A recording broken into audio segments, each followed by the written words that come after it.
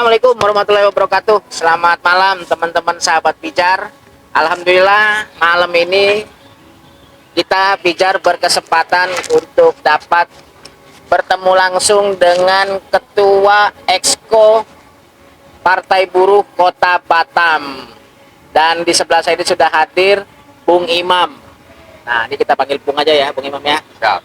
Bung Imam. Dan malam ini podcastnya di tengah-tengah kota, di kawasan Harbor Bay di Nagoya, dan sengaja memang kita malam-malam tadinya sebelumnya kita jalan-jalan dan kita mau ngalong nih, ngalong bareng Ketua Exco Kota Batam. Dan apa kabar Bung Imam? Baik, Baik. alhamdulillah. Nah, ini dia teman-teman sahabat Pijar, Bung Imam sudah ada di tengah-tengah kita dan kita akan mengupas ya atau mengenal lebih dalam sosok Ketua Exco yang dari stylenya udah kelihatan style anak muda, dari rambutnya udah sisir ke belakang. Nah, teman-teman, sebelumnya kita tanya-tanya dulu dengan Ketua Exco. Apa kabar Bung Imam? Baik, Nah. alhamdulillah, Bung Jar. Tapi kita perlu tahu juga nanti nama lengkapnya, statusnya, keaktifannya, di mana aja. Mungkin selain sibuk aktivitas di organisasi, di pabrik sebagai pekerja, mungkin juga ada aktivitas-aktivitas di luar yang kesibukannya juga sangat padat Bung Imam ini. Dan langsung kita tanya-tanya, Bung Imam, Siap. gimana Bung Imam kegiatan Bung Imam sehari-hari ini? Untuk saat ini masih dalam perjuangan pemenangan Partai Buruh. Oke. Jadi kita masih hari-hari masih disibukkan dengan strategi-strategi pemenangan yang sudah didesainkan oleh Partai Buruh tingkat pusat dari daerah menindaklanjuti akan kabinet. Oke. Jadi masih fokus untuk pemenangan Partai Buruh ya. Dan kalau boleh cerita sedikit Bung Imam, kita flashback dikit nih. Kita flashback dikit terkait perjuangan Partai Buruh kemarin pas proses verifikasi. Ya, Nah, pas proses verifikasi, tentu Ketua Exco lebih banyak berperan, lebih banyak bekerja dan tahu betul suka dukanya dalam proses verifikasi sehingga Partai Buruh ikut hadir dalam kontestan pemilu 2024. Nah, mungkin ceritain sedikit ya Bung Imam, suka dukanya nih. oke. Jadi Mungkin sempat begadang, sempat keliling-keliling. Ya, memang dari perjalanan membangun kembali Partai Buruh ini, jadi saya bisa menyimpulkan bahwa untuk pergerakan pembuatan partai itu memang dibutuhkan biaya besar. Betul. Dan ini ketika ada yang membangun partai, di belakang itu pasti akan bermodal besar. Betul. Tetapi itu tidak untuk Partai Buruh. Oh, tidak berlaku untuk Tidak Partai berlaku Buruh. untuk Partai Buruh. Kenapa? Kenapa? Karena Partai Buruh ini dibangun oleh serikat pekerja. Oke. Jadi serikat pekerja yang mana di serikat pekerja ini sudah ditanamkan militansi. Jadi militansi dan loyalitas di dalamnya itu ada keikhlasan. Jadi dengan keikhlasan inilah kami serikat pekerja dari tahun 2021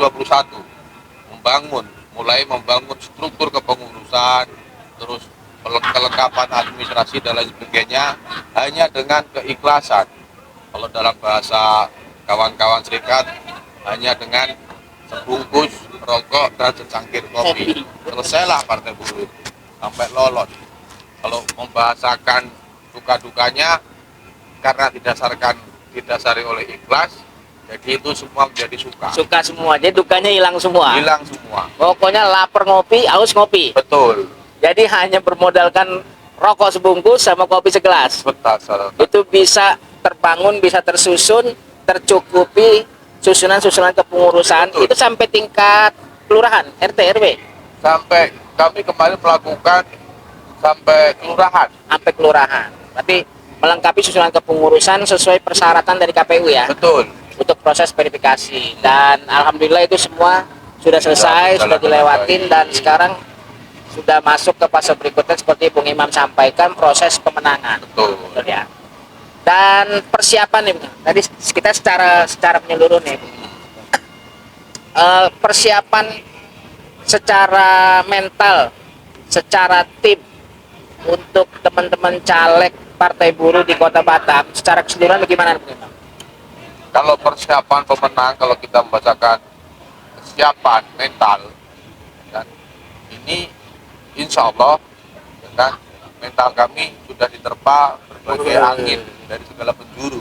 Sudah diuji ya? Yang sudah diuji, yang artinya jiwa berjuang, bergerak melangkah ke depan itu masih ada di dalam jiwa-jiwa kami. Cuman di sini ketika berbicara strategi, nah ini kalau strategi karena kita masih pemain baru di dunia politik, yang artinya kita masih meraba bagaimana strategi yang pas untuk dalam pemenangan. Cuma kita sudah ada arahan dari pusat dalam strategi tersebut. Cuman ketika implementasi di daerah, kita memerlukan improvisasi. Jadi memodifikasi arahan itu untuk bisa diterapkan di daerah. Jadi inilah yang perlu bagi kami tim kota untuk pemenangan, bagaimana kepada caleg, apa yang harus diarahkan ke caleg, bagaimana dia turun ke masyarakat ini yang kami sampaikan adalah anggota, karena kita akan menyisir anggota serikat pekerja seluruhnya di Kota Batam, termasuk KSPSI, SPSI, dan FSPMI. Ini kita maksimalkan. Berapa tuh jumlah anggota total gabungan serikat pekerja yang tergabung di Partai Buruh? Kalau secara keanggotaan Menyentuh angka berapa tuh? itu sudah mau di 35.000. 35.000. Sekota Batam. Sekota Batam. Sekota Batam. Artinya ada gabungan 11 elemen itu ya, iya, sebagai betul. pendiri Betul. Partai Buruh. Kalau nggak salah ada 4 konfederasi besar Ya, yang tergabung di situ. Dan tadi Bung Imam sampaikan bahwa mental teman-teman ini sudah teruji di serikat pekerja. Nah, kalau Bung Imam sendiri di serikat pekerja udah berapa tahun tergabung? saya serikat pekerja ini sudah dari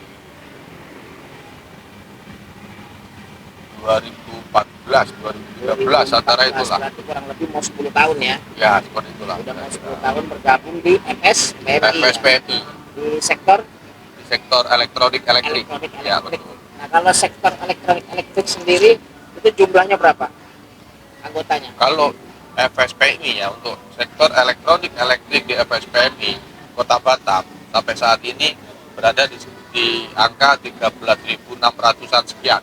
Oke. Dan selain kegiatan di Partai Buruh, ada nggak Bung Imam amanah-amanah lain di organisasi yang sekarang lagi jabati oleh Bung Imam? Nah, inilah kalau di dalam bahasa kawan-kawan aktivis, inilah yang dinamakan toge. Toge, dimanapun tempat dia ada. Contohnya? Kalau orang lain melihat itu aja, lu lagi.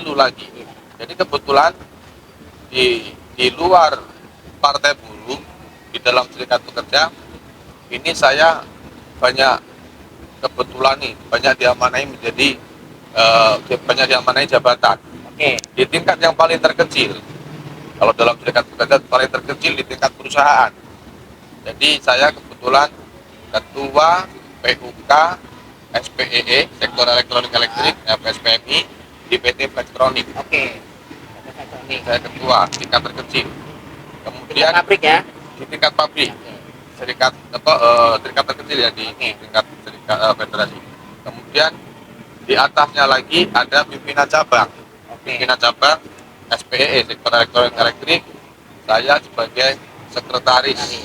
Jadi saya sekretaris pimpinan cabang sektor elektronik elektrik tingkat Kota Batam. Oke. Ada lagi amanah lain di organisasi? Ada lagi. Kan Inilah. biar kelihatan togenya gitu maksudnya. Ada lagi, betul. apa lagi Bung Imam? Jadi tadi di tingkat sektor, ya kan. Ini sekarang kita naik lagi di tingkat federasi. Oke, di atas Di federasi FSPMI.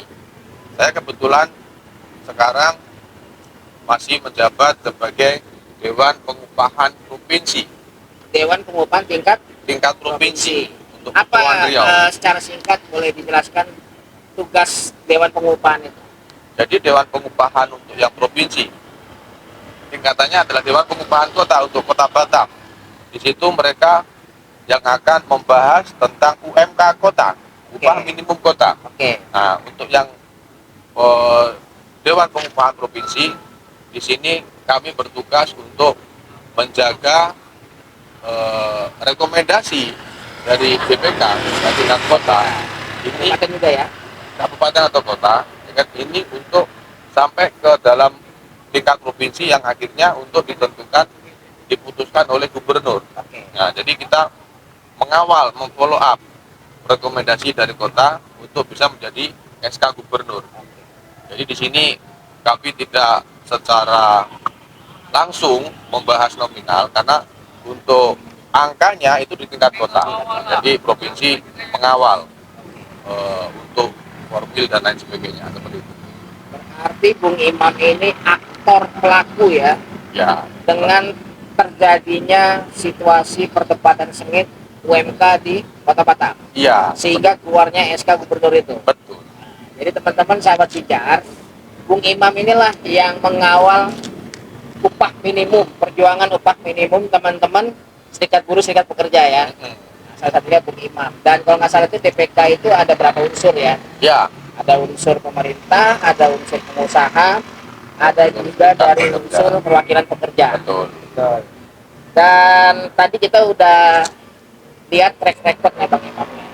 Mulai dari amanah di organisasi, cerita singkat di organisasi, dan proses verifikasi partai buruh. Dan ada satu hal yang menarik nih, yang mau saya tanya sama Bung Imam nih. Ya. Kalau kita ngelihat partai-partai lain, itu sering tuh terpampang di banner-banner besar di pinggir jalan raya. Ya, Kok partai buruh nggak kelihatan banner kayak gitu? ya. Nah, tanggapan Bung Imam gimana tuh? Keberadaan banner ini sebenarnya menjadi salah satu hal, Ya, ya kan, ya adalah alat peraga memang. alat peraga. Dan ini memang kalau partai lain melakukannya, Oke. partai buruh ada strategi ke situ untuk melakukan pemasakan baliho untuk sosialisasi, ya kan. Cuman ketika pelaksanaannya itu ternyata pemasangan baliho itu biayanya nggak murah. Oke. Itu yang menjadi Masalahnya hal, kendalanya biaya nih. biaya. Karena apa? Karena memang partai buruh dibiayai oleh kawan-kawan anggota serikat. Oke. Mereka iuran. Nah, oke. Berarti seandainya pun terrealisasi banner-banner besar di pinggir jalan, nah itu biayanya dari sumber dananya dari Iuran anggota serikat. serikat pekerja. Berarti serikat pekerja lah yang membiayai biaya politik alat peraga tadi. Betul. Berarti berbeda dong dengan partai lain. Ya, Kalau partai lain kan secara individu, secara pribadi. jauh. Jauh ya. Kalau partai lain ini mereka sudah bisa cetak uang. Jadi mau berapapun kasih. Kan Bung Imam kan ketua Expo Partai Buruh Kota Batam kan. Ya. Ada berapa jumlah caleg di Kota Batam? Jadi untuk kota yang tersebar di 6 dapil, Ya, kita memiliki 44 caleg. 44 caleg. 44 caleg itu didominasi oleh profesi apa aja tuh? 44 caleg ini kita berada di 42 caleg adalah pekerja. Ya, pekerja formal. Pekerja formal, betul. Nah, sisanya Yang sisanya aktivis pekerja. aktivis pekerja. Ada lagi profesi lain? Nggak ada. Nggak ada. Kayak misalkan supir-supir Nggak ada. atau ojek-ojek online. Nah, itu ada. Ada Dia ojek profesinya ojek online. Ah. Cuman kan dia sudah tergabung dalam anggota FSPMI. Oh, yang oke. yang Ada berapa orang? ada 3 orang. 3 orang. Berarti didominasi oleh pekerja formal dan semuanya didominasi pekerja aktif semua. Aktif semua. Aktif Sampai semua. sekarang. Masih menerima gaji semua. Termasuk saya pun masih aktif. Luar biasa. Seperti itu. Dan caleg partai buruh di Kota Batam ini hampir semuanya masih menerima upah. Ya, betul. Hampir menerima upah ya. Betul. Dan tentu teman-teman yang menerima upah ini dengan sekarang maju ke kontestan, Ya, kayak seperti Bung Imam nih, ya, betul. setiap gajian pasti ada deh disisihkan untuk bikin kartu nama, bikin banner. Itu kira-kira sampai hari ini udah habis berapa tuh? Kalau itu besar, Besar. Itu artinya orang besar. istri marah nggak? Istri marah. Kalau istri kan sudah kita pahamkan dulu. Kita paham dulu. Jadi dikasih arahan dulu. Istri dipahamkan dulu bahwa Tapi pertamanya marah. kalau pertamanya sebenarnya awalnya enggak, Oh enggak, aman. aman. Cuman ketika sudah masuk melakukan sosialisasi dan membutuhkan alat peraga, ya kan, yang semula hanya kita pembuatan satu alat peraga, contohnya banner. Oke. Pertama kita bikin 10, Oke. masih diam. Masih diam. Kemudian Belum goyang nih imannya ya. kemudian kita bikin lagi 10, Oke. masih aman. Oke. Ketika di 30 sudah mulai bertanya, Udah mulai bertanya. Jadi uang dapur keganggu nih mulai nih. bukan uang dapur Anggarannya? terganggu, cuman dia melihat perilaku saya, Oke. kok merokoknya berkurang. Oh. Kenapa? Karena uang rokoknya sudah disisakan untuk membuat alat Benar, peraga. alat peraga. Nah, seperti itulah. Oke. Jadi masih menyiksa kebutuhan diri sendiri. Oke. Berarti istri dulu kita kasih pemahaman dulu ya. Bahwa perjuangan ini panjang, Betul. butuh waktu, tenaga, pikiran, materi dan sebagainya. Iya. Dan sampai hari ini Bung Imam apakah masih mencium dengan adanya money politik? Kalau money politik ini agak mana ya mau dibicarakan? Kita melihat itu money politik, tapi yang lain melihat itu adalah kos politik. Oke. Nah, jadi ketika money politik ini dilakukan, Oke. ini berkilahnya adalah kos politik. Money politik sampai sekarang saya masih melihatnya Masih ada. masih ada money politik. Dan kalau strategi Partai Buruh untuk menghadapi money politik ini seperti apa nih Bung Imam? Tentu menjadi tantangan dong di lapangan. Ya, Ketika teman-teman cari turun ke masyarakat, betul, realistis. betul. Bahwa mulai betul tercium ada, walaupun betul bisa dicium nggak bisa dipegang. Ya betul. Nah, Itu kenyataannya. strateginya ada kan? Ah. Ada. Dan kisi-kisinya kira-kira gimana tuh terkait money politik? Jadi untuk menyadarkan terutama kepada anggota kita untuk strategi money politik ini, Partai Buruh nggak bisa melakukan. Karena itu saya harus bilang, untuk bikin alat peraga aja saya harus ambil napas dulu. Sampai iuran kan? teman-teman? Iya, seperti iuran kawan-kawan. Jadi untuk menghilangkan istilahnya money politik di dalam anggota kita. Jadi Partai Buruh ini selalu menyampaikan ke serikat pekerja, ya kan, bahwa untuk dikuatkan anggotanya. Jadi serikat pekerja kebetulan mereka sudah mempunyai program, ya kan, untuk lebih menguatkan keberadaan anggota terhadap loyalitas dan militansinya kepada Partai Buruh. Salah satu contohnya tadi pagi dari jam 10 sampai jam 5 sore, Oke. ya kan, ini FSPMI itu memanggil semua PUK, artinya PUK bergiliran. PUK tingkat pabrik ya. PUK tingkat pabrik, ya, serikat tingkat pabrik ini kita panggil bergiliran dari satu pabrik ke pabrik yang lain satu-satu. Ini kita pahamkan, kita tekankan, ya kan, ini versi yang untuk serikat. Partai Buruh meminta mereka untuk lagi mensosialisasikan dan menyampaikan apa dan kenapa Partai Buruh berdiri, dan apa dan kenapa pekerja anggota serikat harus memilih Partai Buruh. Ini kita sampaikan. Jadi istilahnya kalau dalam bahasa orang lain doktrin lah. Jadi memang kita betul memberikan doktrin penekanan untuk kawan-kawan anggota serikat pekerja ini bahwa keberadaan money politik ini hal yang salah, satu, dan itu harus dipahamkan sedini mungkin terhadap anggota. Kawan-kawan serikat serikat pekerja tingkat PUK ini yang akan melanjutkan ke anggota seperti itu. Ini kita lakukan setiap hari. Jadi untuk FSPMI setiap Sabtu jam 10 sampai jam 5 sore itu terus. Nanti minggu depan juga ada. Seperti itu. Apa itu yang sering dibilang kesadaran kelas pekerja? Ya, Berarti kesadaran politiknya yang betul. pemahaman politiknya. Iya. Berarti yang sering digaungkan Partai Buruh Buruh pilih buruh. Ya, Nah, mungkin definisinya seperti apa tuh Bang Imam? Buruh pilih buruh itu maksudnya gimana? jadi buruh memilih buruh bahwasanya yang akan membawa aspirasi buruh yang selama ini dilakukan oleh kawan-kawan serikat, ya kan, mau dari tingkat bawah sampai tingkat pimpinan atas. Inilah yang akan dibawa oleh partai buruh.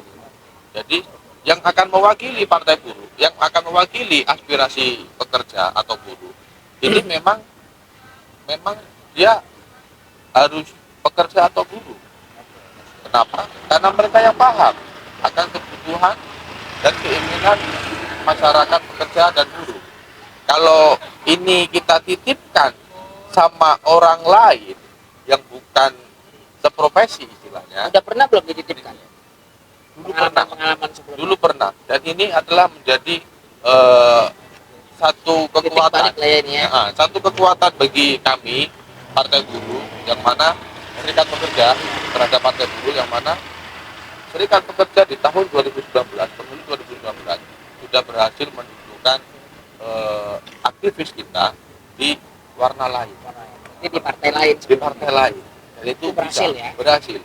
Sekarang kita sudah punya sendiri, dan calegnya tidak hanya satu atau dua, bahkan 44 ya. 44.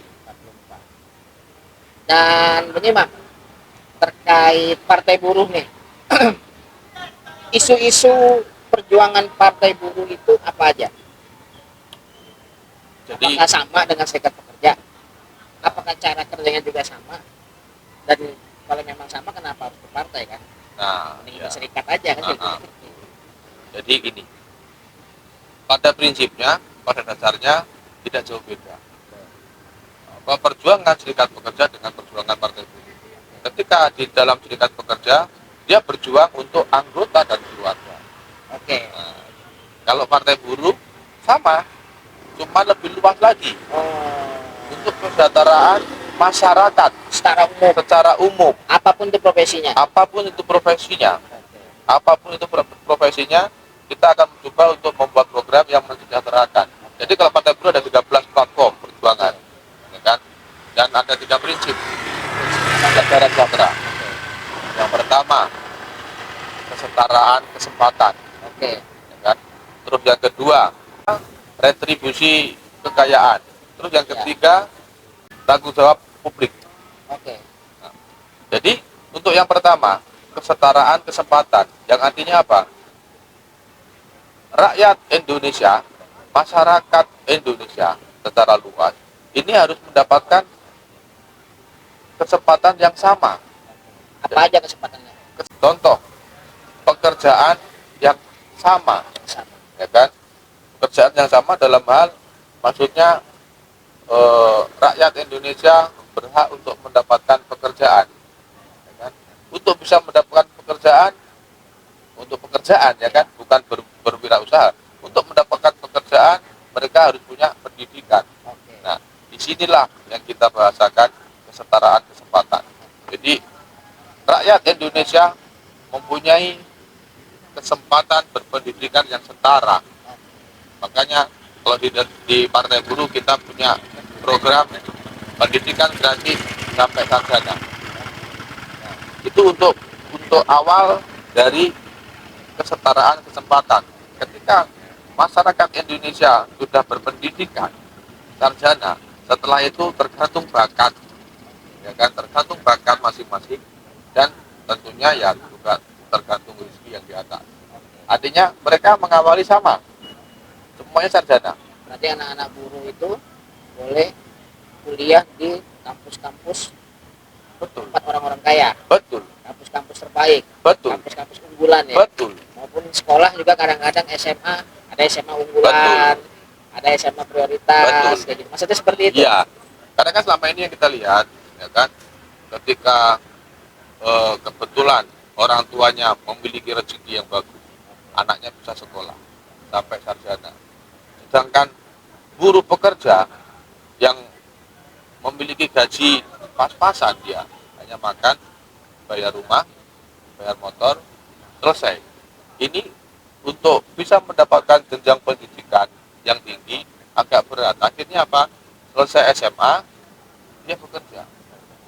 di sini kan sama bekerja, cuman kan Jadi kembali tingkatannya lagi berbeda. ya. Lingkarannya kembali lagi. Makanya Artinya. kesetaraan kesempatan ini adalah kita setarakan dulu ini untuk rakyat Indonesia, semua sarjana, ya kan? Jadi tidak ada lagi yang ini sarjana, ini SMA, nah ini tidak ada lagi. Ya mempunyai kesempatan yang sama. Tapi kan kembali lagi sekarang tuh ketika anak itu nggak mau sekolah ya gimana lagi. Kemudian retribusi kekayaan. Retribusi kekayaan ini kita maksudkan adalah bahwa kekayaan negara ini digunakan sepenuhnya untuk kesejahteraan rakyat. Contohnya pajak. Ya kan? Semua rakyat dikenakan pajak. Semua rakyat yang berpenghasilan dikenakan pajak. Dan Teman ini, buruh kena pajak. terutama pekerja buruh itu dari dia mulai masuk bekerja sudah terkena Sudah kena pajak pajak ya. Yang sampai PPh, dia PPh itu namanya. sampai dia pensiun. Ya kan? Nah ini dia THR kena pajak. THR ada beberapa perusahaan itu yang Kena pajak. kena pajak. Ada juga itu tergantung kebijakan perusahaan masing-masing. Nah di sini untuk pajak ini harus disamakan. Pendapat semakin tinggi pendapatan, ini pajaknya akan semakin besar. Yang artinya apa? Mereka yang sudah memiliki usaha atau pengusaha, Iya. ini sudah sewajarnya dia membayar pajak sesuai pendapatan. Ketika pekerja seperti di Batam ini dia berpendapatan 4.500.000, ya kan, dengan PPh 21 dia kena pajak di itu. Kemudian ketika pengusaha dia berada di sektor mana, ini pajaknya ini nggak mungkin sama. Terus begitu. Nah, dari pajak ini dikelola untuk sepenuhnya sebanyak-banyaknya untuk kemakmuran rakyat. Rakyat. Nah, kemudian kekayaan yang distribusi kekayaan lagi itu adalah kekayaan alam yang ada di Indonesia. Oke. Jadi kekayaan alam yang di Indonesia diolah oleh BUMN, kemudian dimanfaatkan oleh negara kembali lagi ke rakyat Indonesia. Jadi ke seluruh rakyat.